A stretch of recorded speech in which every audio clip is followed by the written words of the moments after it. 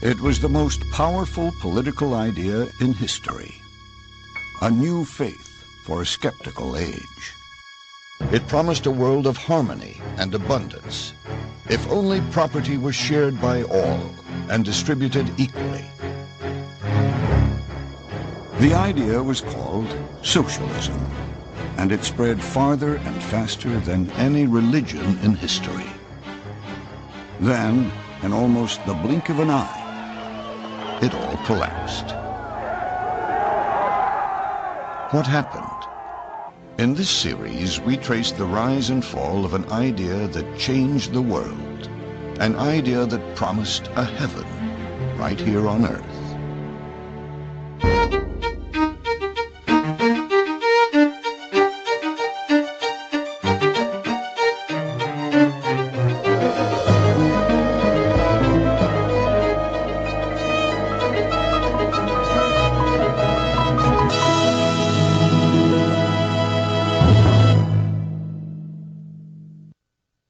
The early 19th century brought with it a faith in limitless human progress. Old beliefs rooted in religion and superstition were abandoned in favor of new ones, supposedly based on science and rational thought. One of these new ideas was called socialism. Hello, I'm Ben Wattenberg. Welcome to Heaven on Earth, a think tank special. In this hour, a British reformer creates a model utopia on the American frontier. Soon, two German philosophers recast the idea as prophecy, arguing that socialism is the world's destiny. And as the 20th century begins, a Russian revolutionary sets out to fulfill the prophecy at any cost, including mass murder, while peaceful reformers across Europe and North America respond very differently to socialism's call. And so we begin in America. The United States is not yet 50 years old. Land in the West is plentiful, a magnet to new settlers and to new ideas. Indiana, 1825. A great experiment was unfolding on the banks of the Wabash River. It was called New Harmony, and it would be a community of equality, heralding a new way of life, and eventually a new kind of world. Its founder was a British industrialist named Robert Owen, and his followers would soon coin a name for his vision: socialism. When Robert Owen arrived in America, he was already famous for his progressive ideas. His cotton mill in New Lanark, Scotland, was the most heralded industrial enterprise of its day.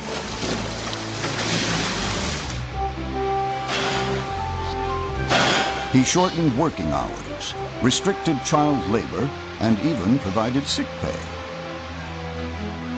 And Owen not only cared about how his 2,000 employees worked, he cared about how they lived. Anyone who would live in his properties there at New Lanark had to live by his rules, and they were very specific. How often they had to put out their trash, how often they had to bathe, when people needed to be home at night, the fact that they couldn't be publicly drunk, they had to spend time with their families, those kinds of things. Education was a key part of Owen's reforms. Rather than putting his employees' children to work in the factory, he put them in school. He also created the first preschool in the United Kingdom. It was part of what he called the Institute for the Formation of Character. Owen was developing a theory of human nature that would remain one of the fundamental ideas of socialism. It would resurface again and again. He felt you could actually mold human character, and he in fact said it is of all truths the most important that man's character is made for, not by himself.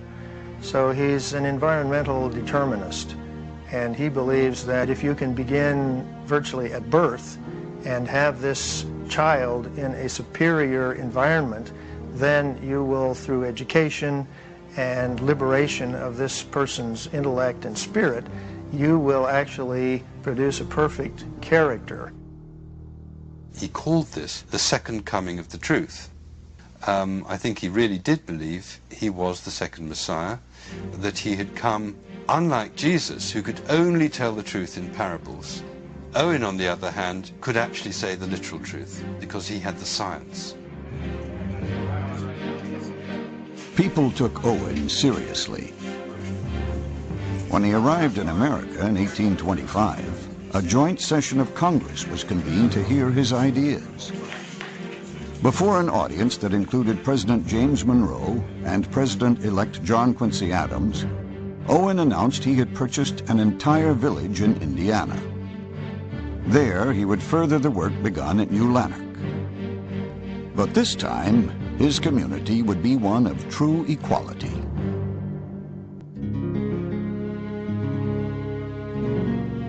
Harmony, Indiana was founded a decade earlier as a different kind of commune, a religious one. Owen bought it from George Rapp, the charismatic leader of a sect of German Lutherans who were pulling up stakes to follow one of Rapp's visions.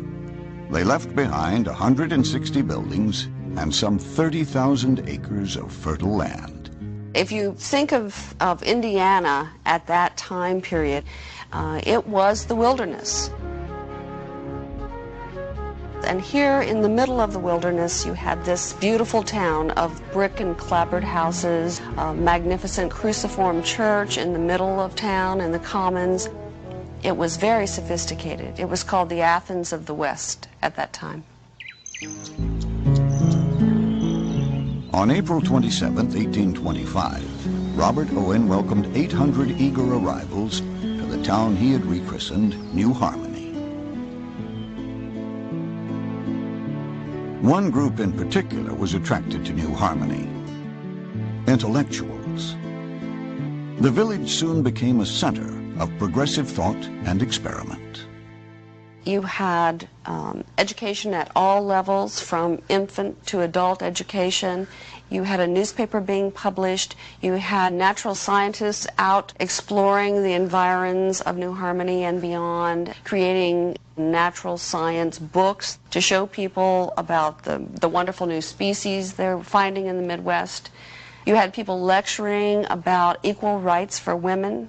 You had people lecturing about abolition. This was in 1827, 1828. To coincide with the 50th anniversary of the Declaration of Independence in July 1826, Owen issued what he saw as the next step in the liberation of humankind: the Declaration of Mental Independence. From here forward, he proclaimed, man was free from the trinity of evils responsible for all the world's misery and vice: traditional religion, conventional marriage, and private property. The last of these was key. The quest to do away with private property would animate socialism for the next 150 years. I think that Robert Owen arrived slowly at the conclusion that it was individual property and individual profit that was, in a sense, undermining the opportunities to create a new society. That inequalities in society were created by inequalities in the ownership of property and in the ownership of wealth and profit. Owen couldn't quite bring himself to turn over ownership of his property to the community, but people did get to live there for free.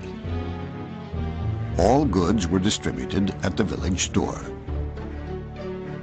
It was not the most efficient system. One New Harmony member named Paul Brown wrote that even salads were deposited in the store to be handed out making 10,000 unnecessary steps and causing them to come to the tables in a wilted, deadened state. Before long, many members were losing their enthusiasm for the experiment. In the end, I think one of the problems in New Harmony was that it was a big group of idealists in one place, in a very isolated place. They spent a lot of time thinking about the ideal of the perfect community.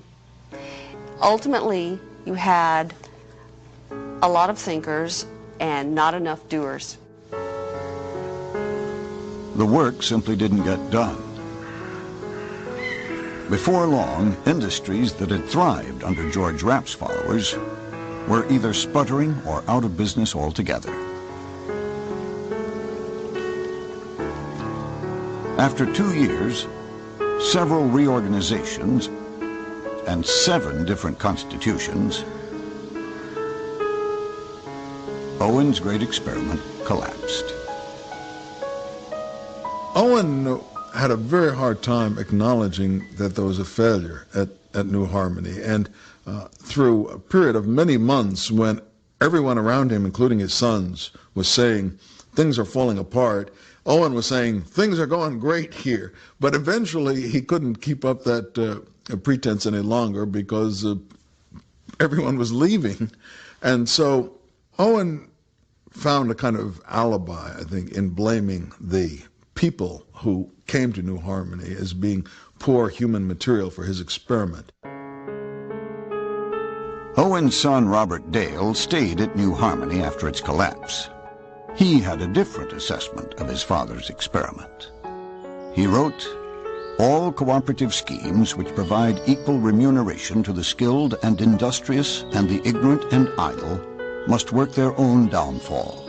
For by this unjust plan, they must of necessity eliminate the valuable members and retain only the improvident, unskilled, and vicious."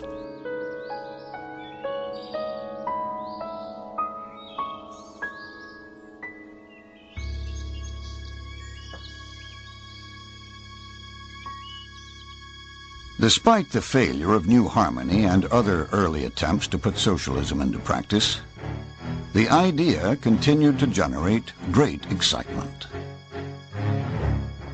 Soon, 2 philosophers would take utopian hope and turn it into faith by arguing that socialism was not only desirable, it was inevitable.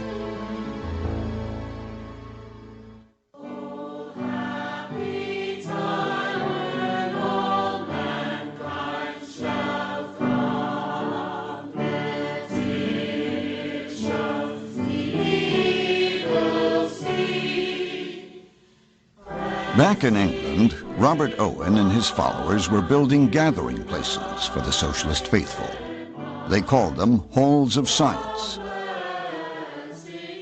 Each week, thousands of adherents of Owen's new moral world flocked there seeking inspiration.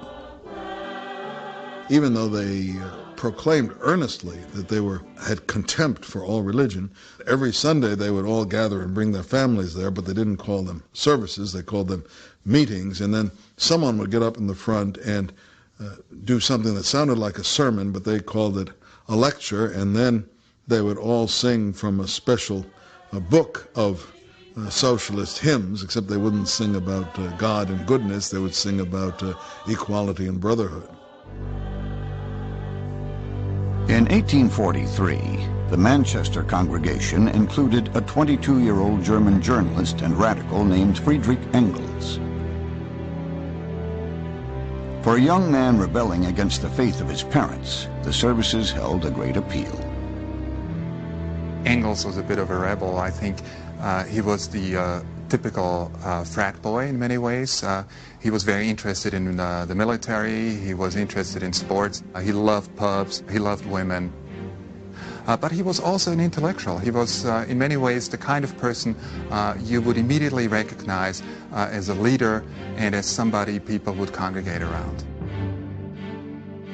Back in Germany, Engels had fallen in with a radical crowd, and his father was desperate to get him away from the bad influence of his friends. His father gets this idea that he should send Fred off to England, to Manchester, where the family business had a branch, and much to his relief, Fred agrees. Little does Dad know that Fred and his radical associates have come to the conclusion that the revolution is going to break out in England, and Fred is desperate to be there to be part of the action. Once in Manchester, Engels threw himself into writing what would become a famous study of the English working class during the Industrial Revolution.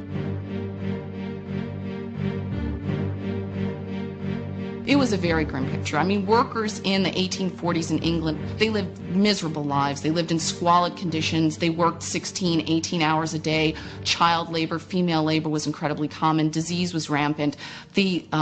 The living standards were just below probably what we would even expect in many underdeveloped countries today. It was a miserable, miserable time. Engels saw that the working class was miserable, and at the same time he was also envisioning a sort of salvation of the working class in terms of history providing a fertile ground for revolution.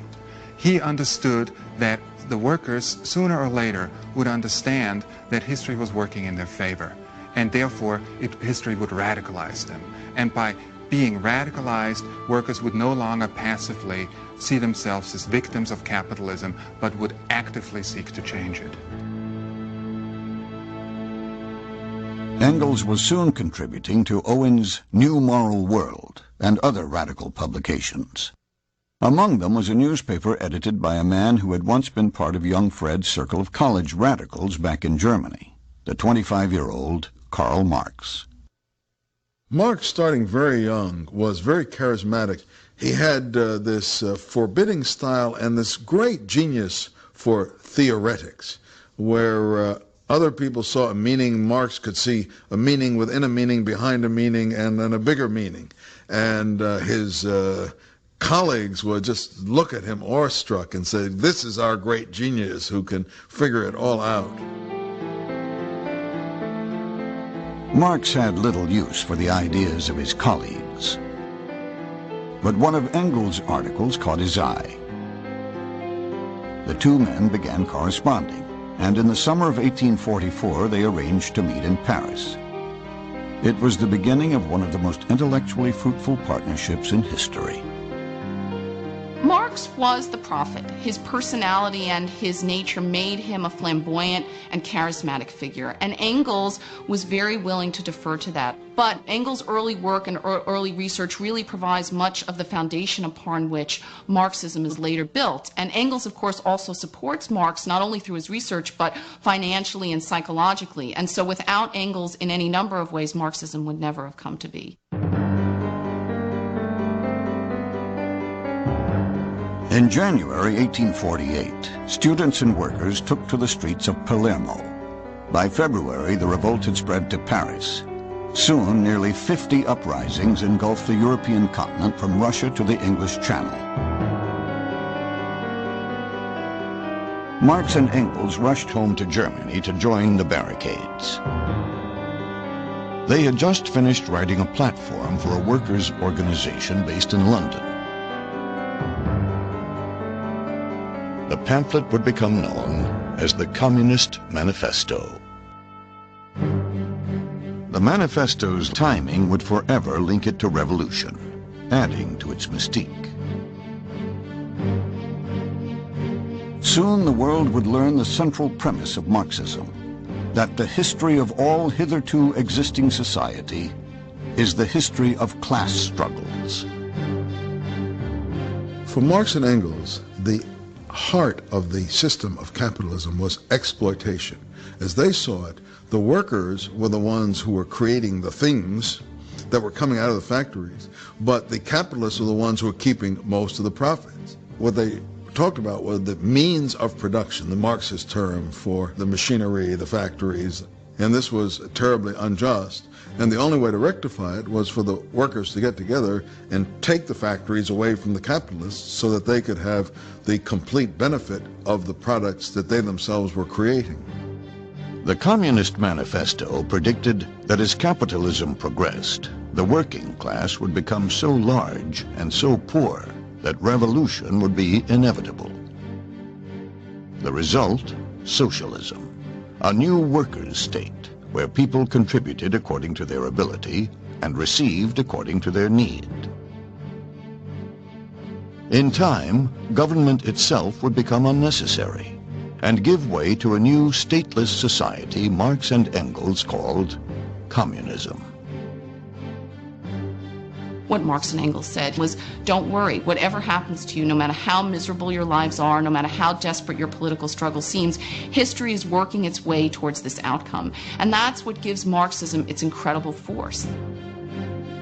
Many socialists bought the argument. The Communist Manifesto would go on to become one of the most influential pamphlets ever published, with translations in every major European language by the turn of the century.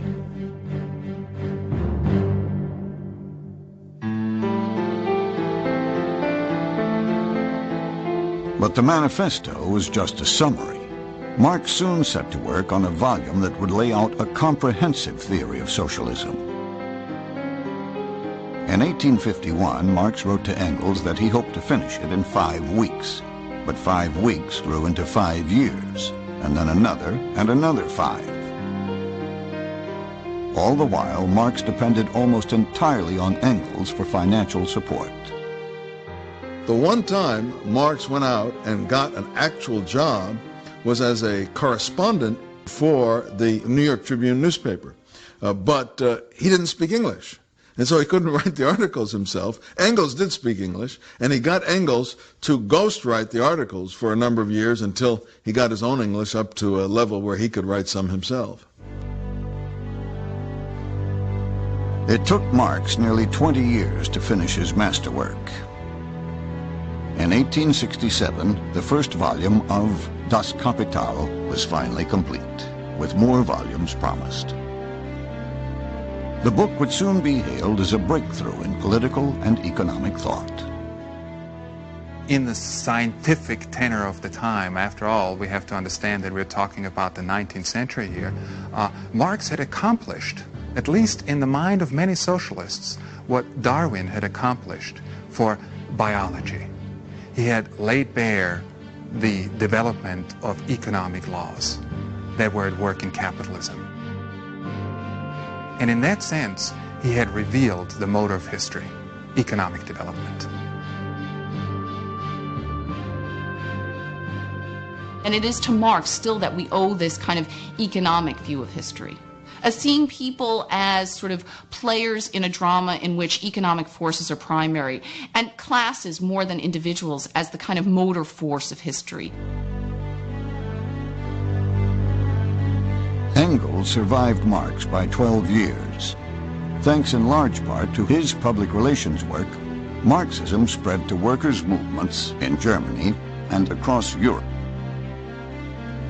But by the time Engels died in 1895, many of the more perceptive socialists were beginning to notice a crack in Marxist doctrine.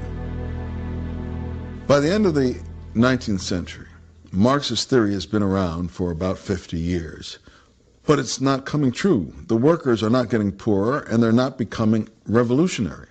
And at that point, there's sort of a choice. You can say, well, I'm for the workers and never mind the revolution, but we'll try to make things a little better step at a time. Or you can say, I'm for the revolution, that's what's going to give us the glorious new society, and if the workers aren't going to make the revolution, why, we'll find someone else to make it.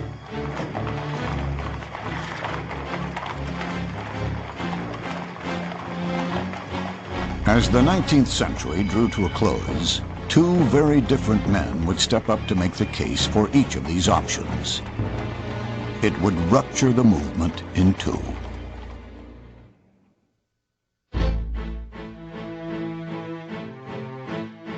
The rapid rise of socialism in Germany frightened the country's rulers. In 1878, Chancellor Otto von Bismarck outlawed all socialist activities, driving many members of the Social Democratic Party into exile. Among them was a young bank clerk named Edward Bernstein. He soon became editor of the party's clandestine newspaper, first in Switzerland and then in London. When Bernstein goes to England, he becomes acquainted with Marx and Engels, and Marx and Engels become very enamored of him. And after Marx dies, Engels asks Bernstein if he will put together from Marx's notes a fourth volume of Capital. And when Engels dies, he also is asked to be one of the executors of Engels' will. So he was very closely tied to Marx and Engels and seen in the period after their death as one of the most important international socialists. But Bernstein lived in a very different era from that of his mentors.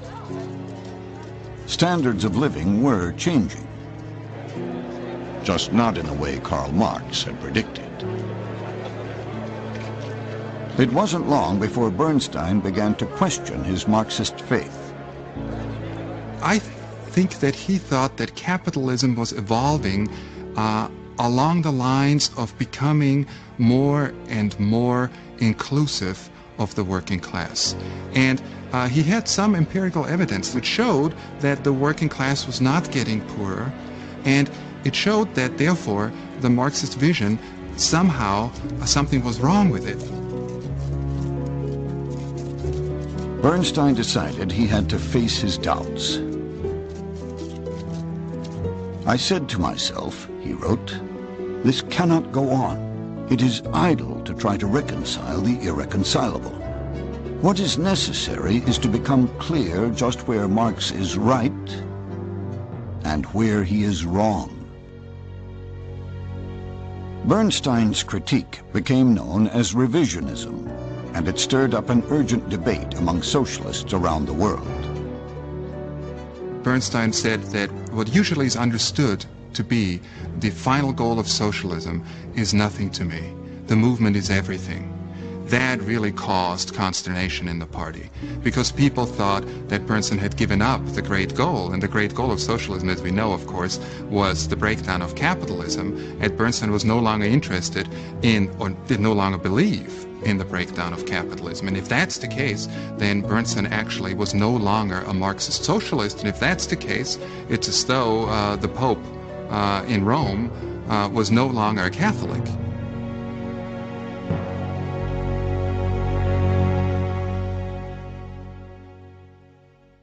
Thousands of miles away, a 29-year-old Siberian exile was carefully following the debate.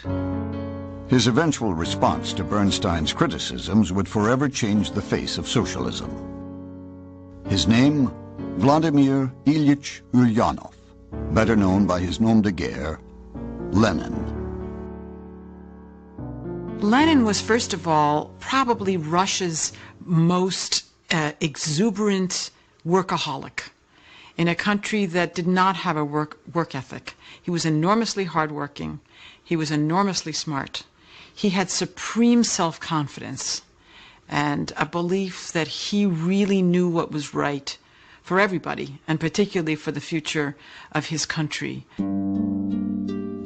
When Vladimir was 17, his older brother Sasha was executed for plotting to assassinate Tsar Alexander III. It was the beginning of his own path to revolutionary action. After he got to the university, and he took part in a demonstration, which was not political. It was directed against some regulations of the university. When he was arrested, and it was discovered that he was the younger brother of the executed terrorist, he was expelled from the university. He was a top student, so he had to spend several years in idleness. Vladimir was banished to his family's country estate. There he began to explore the stacks of radical literature his executed brother had left behind. He read various Russian revolutionaries, read Karl Marx, and began to come to the conclusion that it was just as important as his brother had thought to create a new social system for Russia, that revolutionaries had to learn to toughen themselves, to make themselves into heroes who were going to give their all to save Russia, something like his brother had done. Vladimir's revolutionary activity would land him in deeper trouble with the law.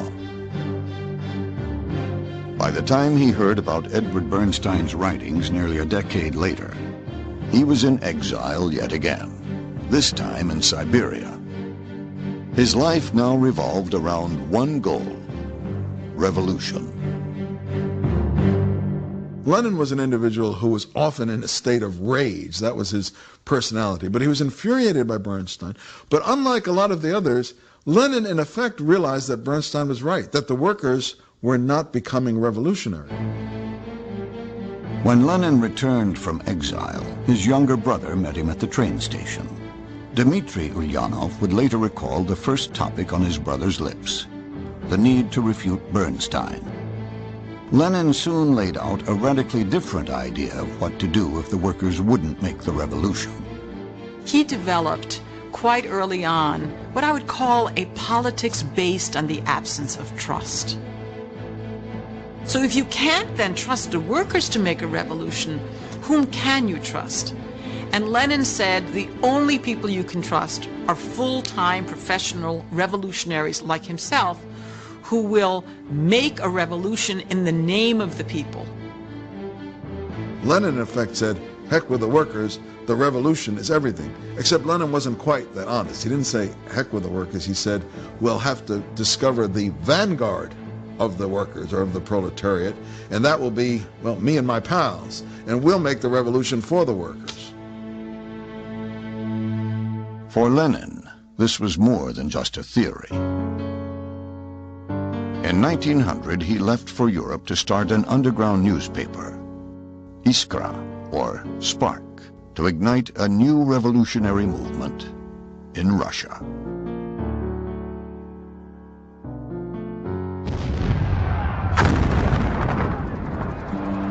In the summer of 1914, 50 years of peace in Europe came to a bloody end. Soon the entire continent was mired in the fiercest conflict the world had yet seen. The Great War hit Russia particularly hard. There was breakdown of transport. There was inflation. And in the northern cities, particularly the capital city of St. Petersburg, or Petrograd as it was then called, there were great shortages of food and fuel. So the winter was very, very harsh. By early 1917, the ground was crumbling beneath the Tsarist regime. As Russian troops battled Germany in the west, strikes and protests spread across the country. Then, in Petrograd, a group of soldiers mutinied. It was the beginning of what became known as the February Revolution. To prevent a similar uprising on the front, the Tsar abdicated the throne. Power fell into the hands of a liberal provisional government. There was a kind of chaos and anarchy that grew very quickly in Russia after the February Revolution, after the emperor had abdicated. Land was being seized by peasants. Villages were declaring their independence and sewing their own flags. And you have the idea that whatever the bonds, the glue that will hold a society together, fear, loyalty, tradition, it somehow melted away and evaporated, with Russia crumbling into the smallest parts. Many Russian socialists welcomed the new liberal government, but not Lenin. He had lived in exile in Europe for most of the past 15 years, sometimes traveling in disguise. All the while, he had worked to strengthen and arm a new party in Russia, the Bolsheviks, even ordering bank robberies and extortion to finance party activities. Now he saw the chance he had been waiting for. On October 25th, 1917, the Bolsheviks struck.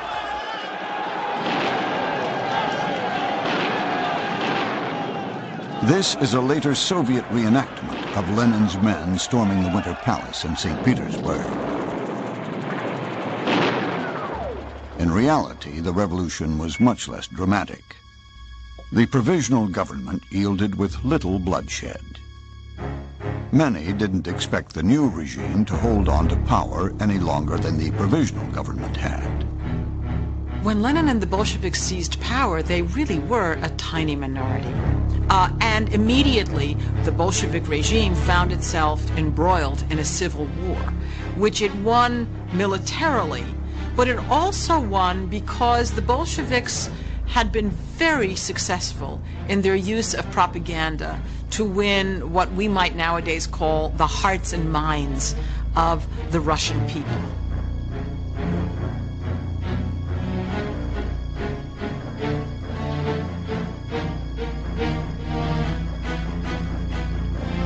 Through posters, leaflets, and speeches, Lenin tried to convince Russians of just who were the enemies of the people and who were their saviors. But Lenin didn't stop with propaganda. The enemies of the people were marked for retribution, including priests, rich peasants, and political opponents. Lenin began with Nicholas II, the last Tsar to reign over Russia. Him, his wife, their 5 children, the doctor, the servants were all massacred. And then their bodies were cut up and burned, and then what was remained was buried in a shaft, which was only discovered a few years ago. Then, in August of 1918, a revolutionary who felt that Lenin had betrayed the revolution took 2 shots at him and wounded him almost fatally. Whereupon Lenin and his henchmen agreed to carry out Red Terror. This was a terrible thing.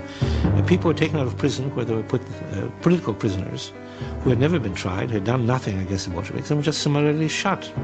And this shooting went on. Hundreds of people were shot at night. Many others found themselves banished to forced labor camps. Under Joseph Stalin, the system would become known as the Gulag. A part of the Red Terror was the gathering of all opposition members into concentration camps outside of major cities. And these were the very first camps, and it was from these camps that the entire Gulag system developed. So they are very much a precursor to what came later in Stalin's time.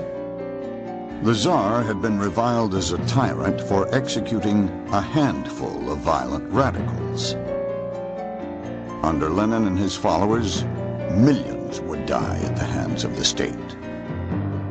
It's difficult to calculate how many people came to die under Lenin's system and then Stalin's system because there were so many different ways to die. There were people who died in camps. There were people who died because they were machine gunned down in the woods. There were people who died because they were deported. There were people who died in artificial famines. When you begin to put the numbers together, you get statistics in the tens of millions. Lenin, in general, had no sympathy for human beings such as they were. He believed, as did others, that through education and legislation you can make people not want to own things. You create new human beings. So the existing human race was so rotten that killing them was actually progressive.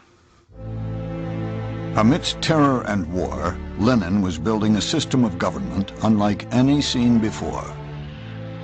Along with the old regime, Russia's capitalist industries, the banks, and the church were all completely destroyed. Replacing them all was a single institution, the party. Most of the Bolsheviks had no experience in business or administration, yet they drew up a plan to manage a country with the world's 5th largest economy and its 3rd largest population. The results were a far cry from heaven on earth. By 1920, in some ways you can say that civil society and civilization had stopped. There was massive famine. The industry had broken down, the railroads stopped working, the economy had fallen apart, and people were really reverting to the most primitive kind of bartering. Massive loss of life. It was a nightmare. By now, Russia was officially known as the Union of Soviet Socialist Republics. The Bolsheviks called themselves communists. That term had long been interchangeable with socialism, but it took on a very new meaning as Lenin broke all ties with the rest of the world's socialists and formed a new international movement. He had big plans for his revolution. Lenin said more than once that he never believed that the revolution could be confined to Russia. No, the revolution had to spread. It had to spread to the industrial countries of the West. First of all, Germany, Great Britain, ultimately the United States, and so on.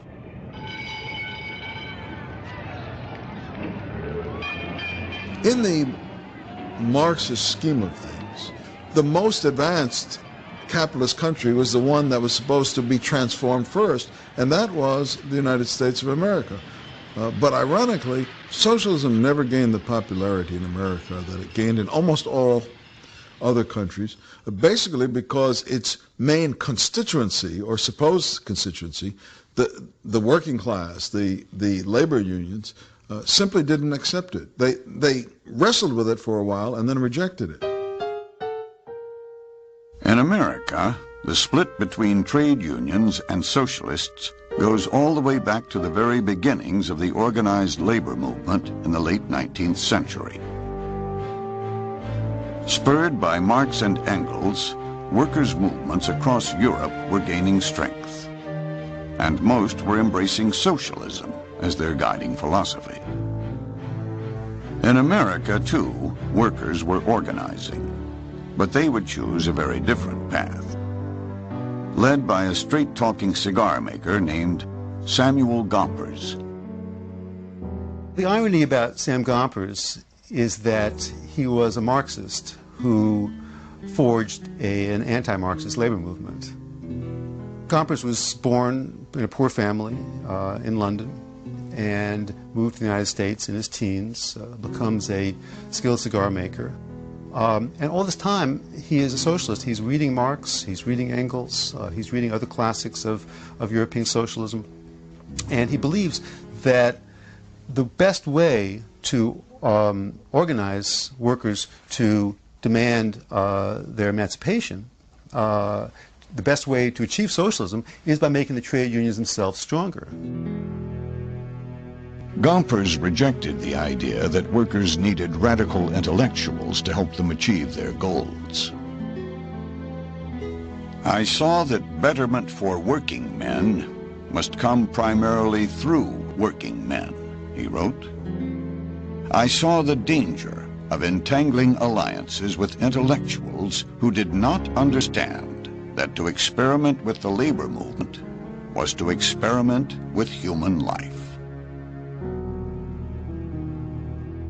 Gompers and his allies favored something called pure and simple unionism. It meant using strikes and boycotts to fight for better pay and benefits rather than taking political action to create a whole new system. In 1886, Gompers helped found the American Federation of Labor, uniting individual unions across the country. As the AFL's first president, his salary would be less than he earned rolling cigars. Gompers' leadership of American workers would be challenged by socialists within and without the AFL. In 1901, some of these socialists came together to form the Socialist Party of America. At the party's helm was a rival labor leader, a railway man named Eugene V. Debs. Debs is a fascinating figure because he's one of these perennial candidates who runs for president 5 times as a Socialist Party candidate. He achieves at most 6% of the vote, which he gets in 1912. But he's an enormously popular, charismatic figure, much more than Gompers ever was. Originally, Gompers had hoped he and Debs would work together, but he ended up calling Debs the apostle of failure.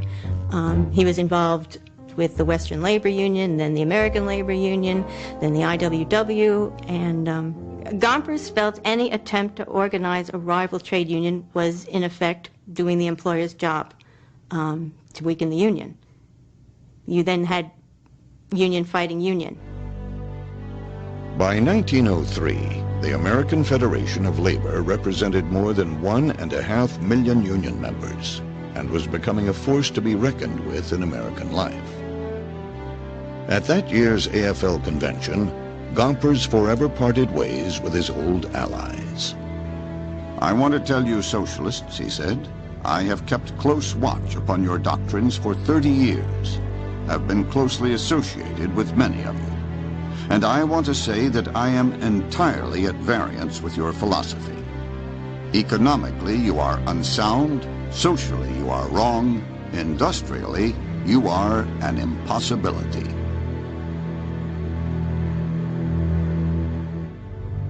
Despite Gompers' opposition, the Socialist Party continued to gain strength. Surprisingly, the party drew more support from farmers than from industrial workers. One of the greatest centers of socialist support was Oklahoma. Eugene Debs won more than 16% of the presidential vote there in 1912. But America's entry to World War I brought a turning point for the party. In World War I, socialists in this country and around the world have to decide, will they support their individual nations in the war, or will they support the International Socialist Brotherhood and oppose the war of workers against other workers? And the American Socialist Party, unlike most of the European socialist parties, decides to oppose the U.S. government and to oppose World War I. And most trade unionists, Gompers as their leader, support the war. The more moderate socialists leave the party and actually work with Gompers in the AFL. The more radical socialists start speaking out against the war, and they are arrested. Eugene Debs gets arrested in 1918, gets sentenced to 10 years in jail. And by the time he comes out of jail in 1921, when he's pardoned, the Socialist Party is pretty much a shell. The party would never regain its pre-war strength, not even during the Great Depression. Gompers and the American Federation of Labor, later the AFL-CIO, had won out as the principal voice of America's workers. In many ways, Americanism proved to be a substitute for socialism for a lot of workers. After all, Americanism has always stood for the average person being able to make it. The American standard of living is something that all Americans should be able to enjoy. So the idea of class equality is something that undergirded the strength of socialism in Europe, but it's always been part of the American vision as well. So in many ways, Americanism trumped socialism and made socialism unnecessary as a vision for a lot of American workers.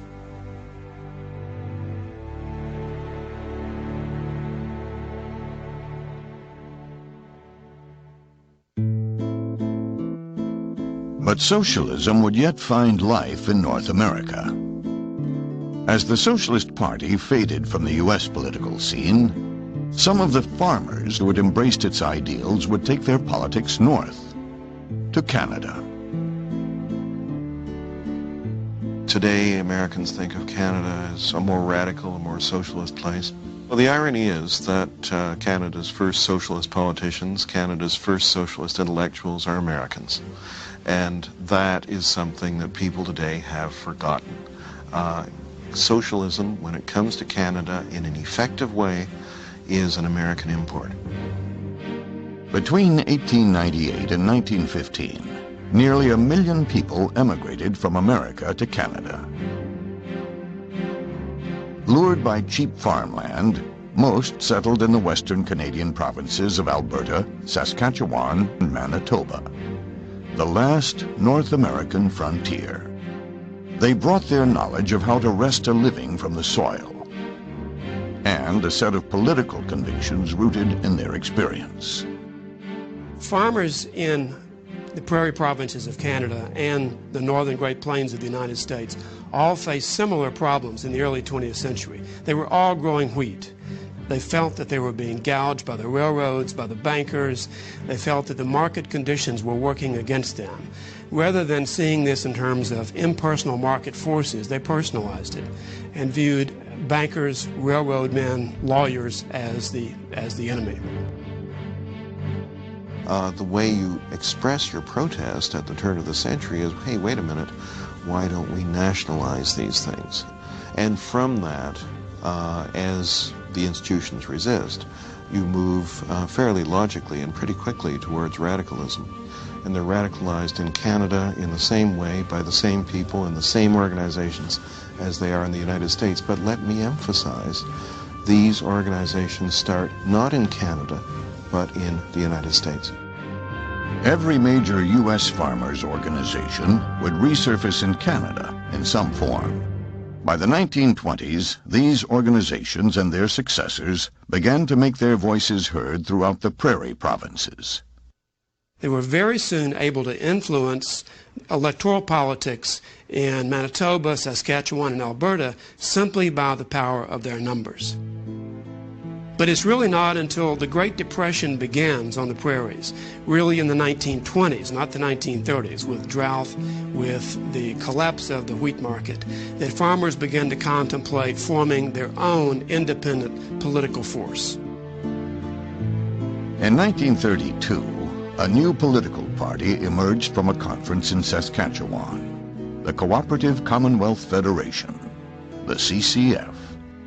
The CCF is a kind of big bang among radical groups. Radical farmers, socialist labor unions, and radicalized socialist intellectuals, many in universities, many also in the Protestant churches. And they get together and they write a platform that calls for the socialization, essentially, of the means of production and the means of finance. I mean, it is a classic socialist platform. The party would later moderate its platform to appeal to a broader base. In 1944, the CCF swept the provincial elections in Saskatchewan, becoming the first socialist government in North America, and leaving a lasting imprint on Canadian politics. Well, the CCF stayed in power in Saskatchewan until 1964. And one of its last acts was to bring in a socialized medicine scheme for the province of Saskatchewan, which they imposed in the early 1960s and which had such tremendous appeal that it actually pushed Canadian politics in that direction later in the 1960s. The CCF's ideas were adopted by the governing Liberal Party of Canada, and the Liberals were the ones who finally brought in national Medicare in Canada. Socialism found more of a following in Canada than in the United States. In 1961, the CCF became the new Democratic Party. It is still largely socialist in its convictions and still a force in Canadian politics. In America, some of the ideas championed by socialists also found their way into the mainstream. Ideas like unemployment insurance, Social Security, and the 8-hour workday. But socialism itself never took root. Be sure to join us for the second episode of Heaven on Earth, The Rise and Fall of Socialism. For Think Tank, I'm Ben Wattenberg. To learn more about Heaven on Earth, The Rise and Fall of Socialism, visit us online at pbs.org. You'll find complete interviews and more about the people and events that shape socialism around the world. Next time on Heaven on Earth. From China to Britain to Israel to Africa, a new generation of leaders brings to life radically diverse visions as socialism comes to power around the globe. The complete 3-hour program of Heaven on Earth is available on DVD or as a companion book. To order by mail, write to the address on your screen or call 202-530-2550.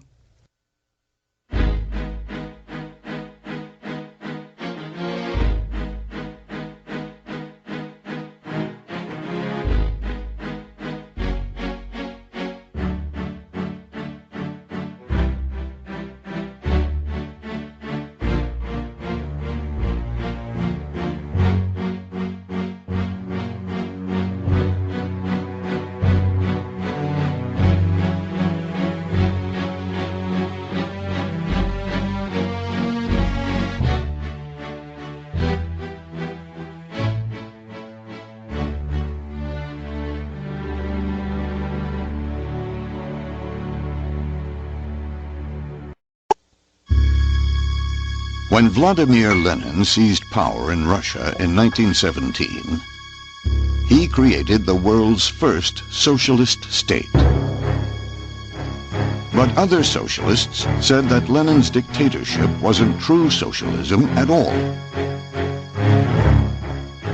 Over the next 60 years, people who called themselves socialists, often disagreeing violently with each other, would rise to power in scores of countries all over the globe, until they ruled more than 60% of humanity.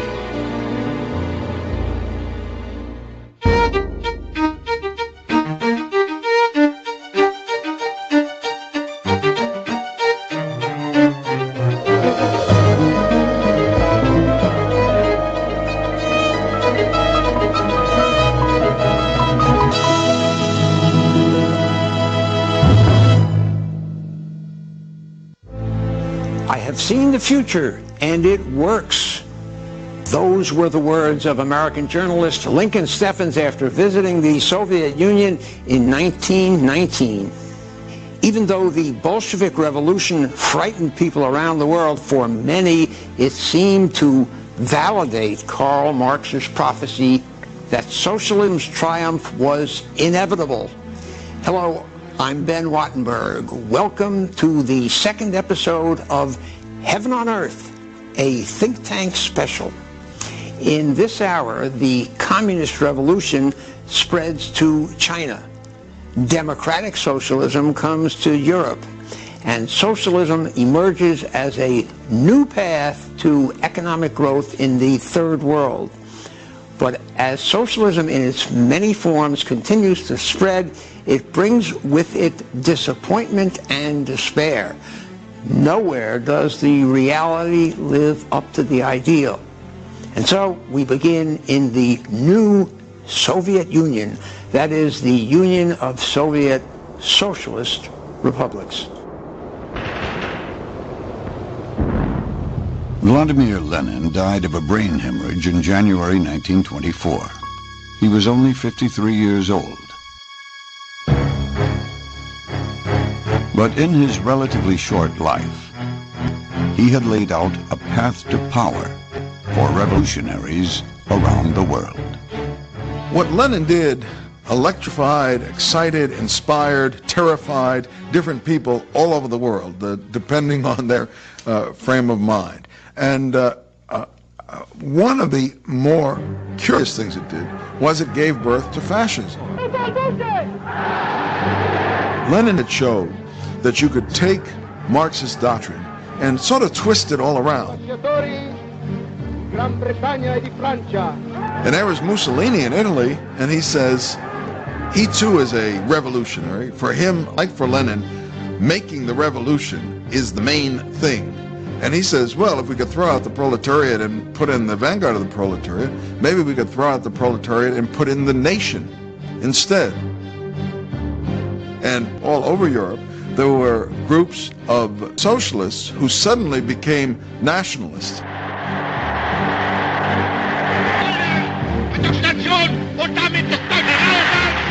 One, but not the only one, who did was Hitler, who comes along and has this new ideology of National Socialism, which retains a lot of socialist principles, but adds on the implacable hatred of the Jews. Benito Mussolini joined forces with Adolf Hitler to launch a world war even more devastating than the last. The alliance between Italy, Germany, and Imperial Japan placed Mussolini in bloody opposition to his old socialist comrades.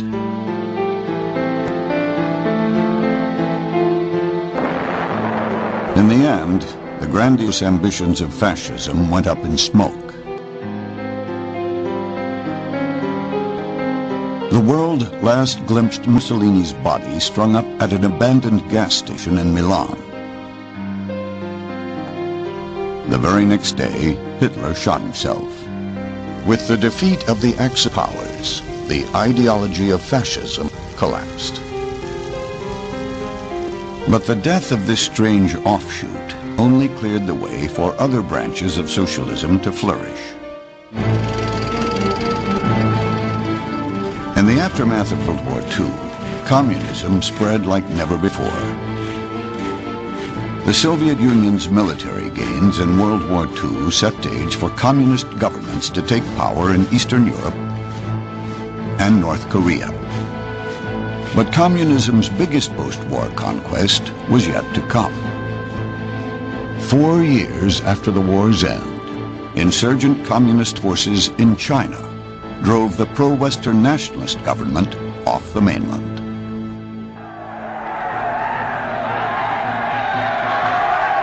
In January 1949, the communists marched into Beijing to declare the birth of the People's Republic of China.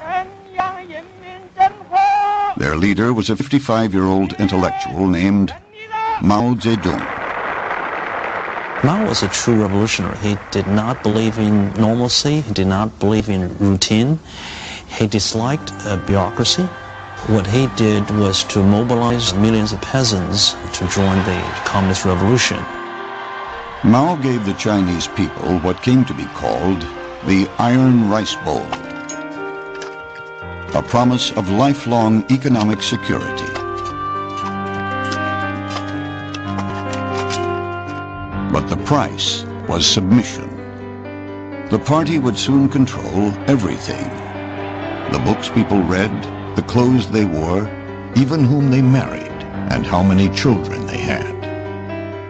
Mao felt that one has to really not wait for changes in the social system at all, but change human beings just as they are at once. That means to educate them and cut them off from all previous culture. Lenin allowed his people to read the classics and had access to the old literature. And Mao cut it all off, and for a while all they could read is inanities in the so-called Red Book. So he had this idea that if you do that, you completely cut them off from the past and create new human beings that way. For nearly a decade, China followed the Soviet model of nationalized industry and collectivized agriculture. But the results were disappointing, and Mao grew impatient. He became disillusioned with the Soviet model, and he thought he could improve upon it and bring communism overnight. He was truly a utopian thinker. And so that is when, in the late 1957, he launched what has been come to be called the Great Leap Forward. At the core of the Great Leap Forward was a new Chinese institution, the People's Communes, more than 23,000 of them, comprising more than 500 million people. By mobilizing the country's vast labor pool, Mao believed his experiment would catapult China ahead of the West in both agriculture and industry. But the country's frenzied commitment to the Great Leap Forward led only to impossibly high production quotas and inferior products. In one program, the government tried to speed up steel production by encouraging peasants to build backyard steel mills on communes across China. For raw materials, the peasants donated iron goods from their own homes, including woks and other cooking utensils. The steel produced was worthless. Mao also emphasized on agriculture production. One way he thought speeding up the agriculture growth was to plant it more densely, and that's scientifically irrational. And that did not really increase the production. Very soon, in 1959, there was also some drought, flood, sort of natural disaster, plus this human policy, and that became a killer combo. The peasants were forced to work long hours every day. They were totally exhausted by this. They weren't getting enough food to eat. They were literally, in some areas, starving. And it is estimated that this utopian idea led to the death of 30 to 40 million Chinese peasants. A century earlier, Karl Marx had dreamt of the final stage of socialism, a society of complete human fulfillment, where a person might hunt in the morning, fish in the afternoon, and write poetry in the evening. He called it communism. In Russia and China, the word had come to mean something very different. But communism was far from the only form of socialism to flourish after the war. In Western Europe and a few other places, a competing version was making new gains. It was called democratic socialism, or more often, social democracy. Its adherents were convinced that the true, humane, and democratic essence of socialism could still be reclaimed from impostors like fascism and communism. At the forefront of the movement was Britain's Labour Party, which challenged Winston Churchill in the first general election after Germany's surrender. We have shown that we can organize the resources of the country to win the war. We can do the same in peace. As Britain went to the polls, socialism's greatest hopes rode on the shoulders of Labour's unassuming leader, Clement Attlee.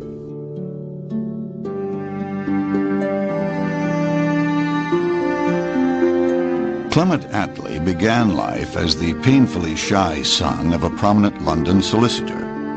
The Attlees had a vacation home and 5 full-time servants. They were devout Christians and active in volunteer work. The first thing you need to understand about Clement Attlee is that he came to socialism despite himself. It wasn't where he wanted to be, it wasn't what he was brought up to be. He had the fairly automatic conservative opinions of a man of his class at that time. Attlee graduated from Oxford and drifted into law. Then, one fall evening, his brother invited him to visit a club for disadvantaged boys in the notorious slums of East London's Limehouse district. For the first time, he saw the conditions that the poor lived in England, that it changed his life. He saw children starving. He saw huge families crammed into tiny, squalid little rooms with no furniture and no food and no heating. He saw the utter misery in which the poor lived and compared that to the way he had been brought up. This made him a socialist. Within a year and a half, the 24-year-old Attlee took over as club manager and moved in. The Limehouse district would remain his home for the next 14 years. In 1908, he joined a group of socialists within Britain's Labour Party. Attlee believed that if people lived in slum houses, if they were sick and couldn't have proper medical care, they grew up to be different people from those who lived in prosperity. A canon of socialism is you have to change the physical environment if you want to improve human nature, and that Attlee certainly believed. Attlee volunteered for combat during World War I and fought with extraordinary courage. As the government mobilized the economy for war, he and others saw it as evidence that socialism could work. The influence of socialists within the Labour Party was growing. In 1918, they revised the party's constitution to support common ownership. The British Labour Party was not started as a socialist party. It was started as a Labour Party, as a way for the labor unions to get some more clout or representation in politics. It then attracted more and more kind of middle-class intellectuals who were socialists. And in 1918, to make the middle-class socialists happy, the party adopts a platform which explicitly embraces socialism as the party's ideology. And where it does so is in this section that's called Clause 4, which basically said what we believe in is a society in which all the productive power is owned socially, meaning by the government or by the community. Attlee rose to become the Labour Party's leader. During World War II, he was second only to Winston Churchill in Britain's national unity government.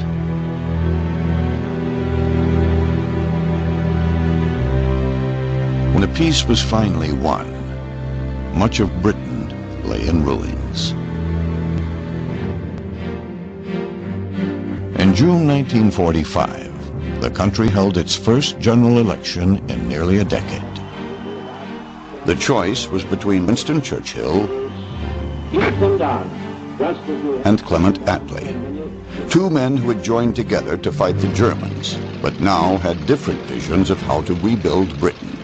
Any British family, including the most devoted Labour family, if they'd been asked who they wanted round for supper, they would have chosen Winston Churchill rather than Clement Attlee any day. But Winston Churchill seems to stand for the old ways, for unemployment, for poverty, for no medical care, for an inadequate system of education. Attlee was a very much more withdrawn figure, very quietly spoken little man, with very little personal charisma. But what he stood for was what appealed to the British people. By noon on July 26th, the results were becoming clear. Labour had won by a landslide. Never before have the electors shown clearly their desire that there should be in this country a Labour government carrying out Labour's full policy. Socialism had never before won so clear a mandate. The election was really fought on one issue, the welfare state. Attlee had a vision of a new Jerusalem, of a welfare state, of a city on a hill, of a society that would provide comprehensive national insurance. So this is a radical, reforming government which intends to transform British society. Alongside the social welfare system, the other cornerstone of Attlee's new policy was nationalization. Clause 4 was still enshrined in the party's constitution. Attlee now had his chance to bring common ownership to Britain. Let's go forward into this fight in the spirit of William Blake. I will not cease from mental fight, nor shall the sword sleep in my hand, till we have built Jerusalem in England's green and pleasant land. Attlee published a book called The Labour Party in Perspective in the 1930s, but he reissued it when he was Prime Minister and with an introduction that re-endorsed the same points. And it called for complete socialism. And he went on to say that he wanted all large industry nationalized and that small industry could remain in private hands for a time. But his ultimate vision was a completely socialized economy.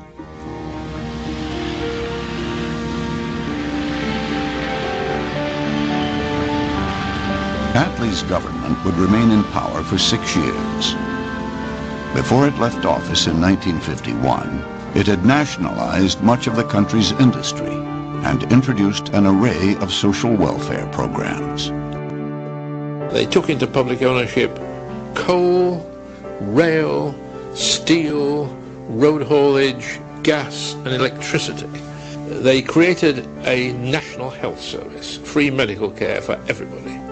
They instituted a system of pension by rights at a level which made old age dignified, if not prosperous. I mean, they had a pretty busy 6 years. I don't think any government's ever been as busy.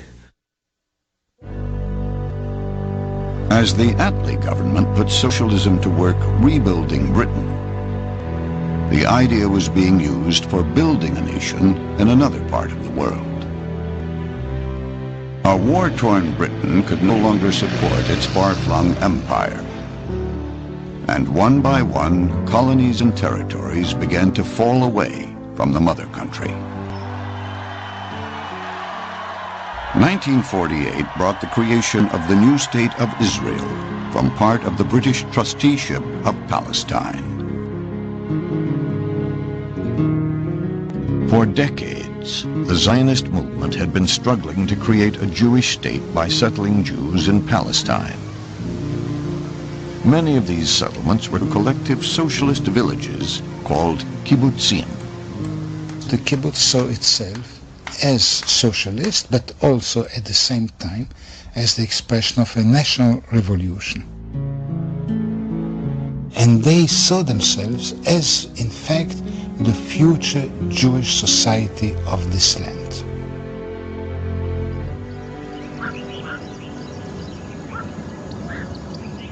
Kibbutz Genasar is nestled along the western banks of the Sea of Galilee. was founded in 1937 by a group of young socialists. And it soon became the base of the Palmach, the elite commando wing of the Jewish Defense Forces. We wanted to influence the country. That was the idea. We wanted to influence the country and stand for equality and all the things we believed in. Moshe Abbas came to Kibbutz Gnosar in 1940, when he was just 20 years old. In those early years, the kibbutz did not have tents, so he slept on the grass. But for Moshe and others, the sacrifice was worth it.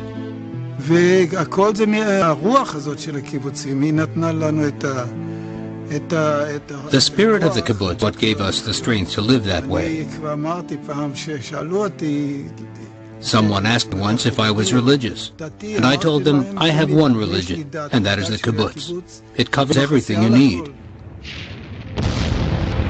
The War of Independence came in 1948, and the kibbutz-based Palmach forces spearheaded the Jewish victory. With the support of the new state of Israel, Gnosar began to flourish. It built permanent homes, ran a profitable fishing operation, raised chickens, dairy cattle, and honeybees, and grew crops like bananas, mangoes, olives, and tomatoes.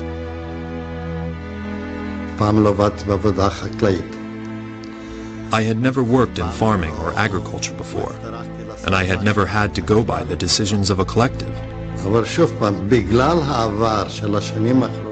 But because what I'd been through in the past, all this wasn't hard for me. Isaac Rotem settled at Gnosar in 1948. He is one of the hundreds of thousands of European Jews who came to Israel in the wake of the Holocaust. I came through all the camps. Camps in Auschwitz, camps in Cyprus, and suddenly I felt like I was part of one big family. Suddenly you feel there is someone who cares about you, someone keeping up with you. The kibbutz was socialism on a human scale. Instead of the government owning everything, as it did in the Soviet Union, and to a lesser extent in Britain, the community owned everything and made all decisions collectively.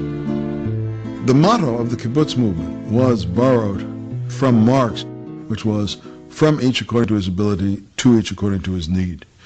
There was no private property. Everything was shared in common, but it was all done in democratic fashion, that is, in group meetings or committee meetings, where people could present